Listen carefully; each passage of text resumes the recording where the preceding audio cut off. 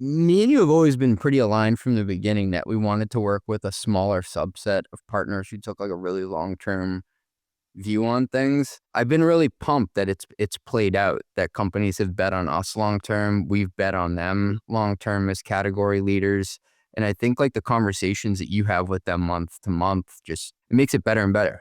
I think that what has changed over the last, let's call it 3 years, is a lot of companies that we work with are looking at these relationships not only more on a long term basis, but more embedded. And so, what I mean by that is previously, companies would come to us, they'd want one ad spot or a newsletter or podcast, and it felt very transactional. They were coming, they wanted this very specific thing from us. We'd sell it to them or we wouldn't, but it was very transactional and straightforward.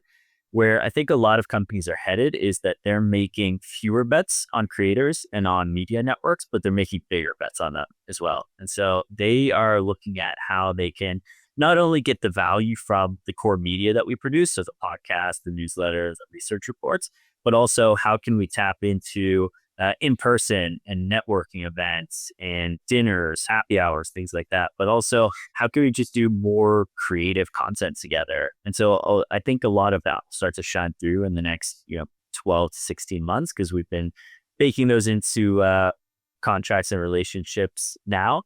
And I think it will only continue to get more and more integrated with the companies that we work with.